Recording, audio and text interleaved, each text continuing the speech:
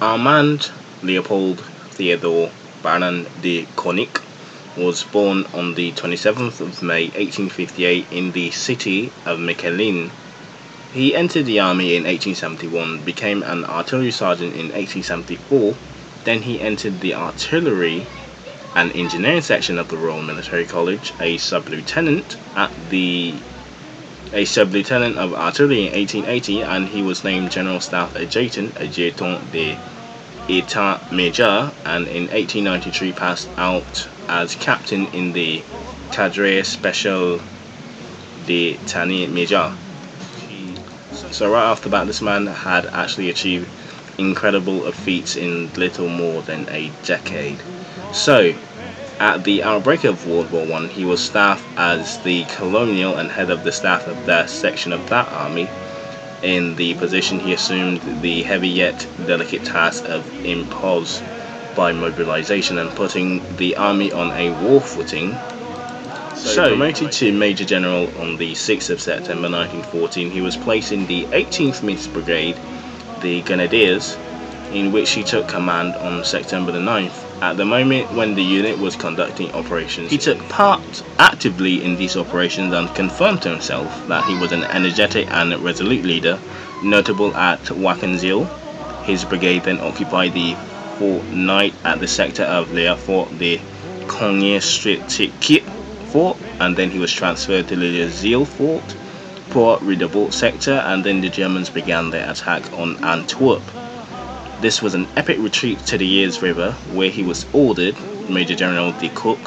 He was actually ordered Major General de Ceuninck, and his troops were in charge of covering the flanks of the divisions retreating westward. Following the general movement of the army, he moved his brigade to Demod.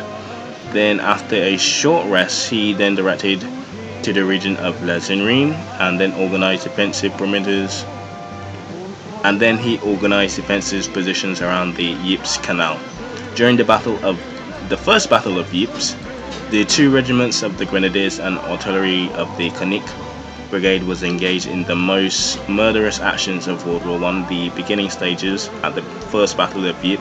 After the Allied victory at the battle, de Ceuninck was in charge of occupying the Auxerre-Ticric sector, where he was under the command of a half battalion of French Fusilier Marines, and on December the 4th, 1914, he retook this sector at Discamic.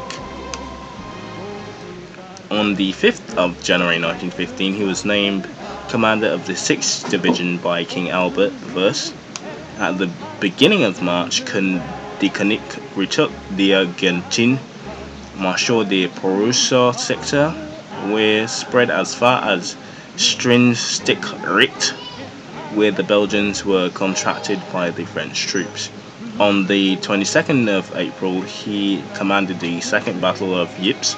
On the 22nd of April, after the Second Battle of Ypres, notable for the first gas attack in World War I, after the battle, French President Poncare and the General Joffre congratulated the Belgian troops and awarded de Ceuninck the Cross of the Commander of the Legion d'Honneur.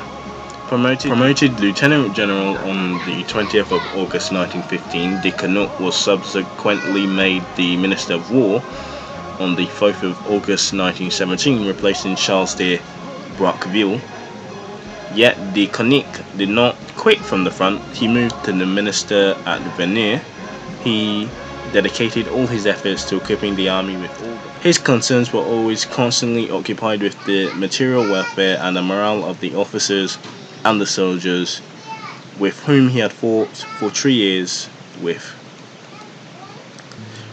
Relieved of his ministerial duties and functions on the 22nd of November 1918, at the same time as all the members of government had returned to the country, de Ceuninck returned to the leadership of the 4th Division, where he took part in the Allied occupation of Germany. King Albert awarded him with the Grand Ribbon of the Order of Leopold in 1919. In 1920, Lieutenant General Baron de Ceuninck was part of the Belgian Commission on the armament at the League of Nations. After that, it was pretty quiet for Ceuninck. probably a few scrambles in Africa there, keeping the colonies good over here, but he died on the 12th of April 1935 at the age of 76, and he was buried in Brussels, Belgium. Remembered as a general on the front line, always with his troops, always commanding. He was basically a non-monarchy version of King Albert I in a sense. And while not much Belgian generals had their stories told, especially since most of them pretty much were appointed at World War One, and pretty much that was it. World War Two is another story, but at that time most of the generals were basically 60, 50, going on 70, so most of those generals didn't really have the time to shine. So that's pretty much generals. Heroes shall be next week, and I will see you guys in the next one.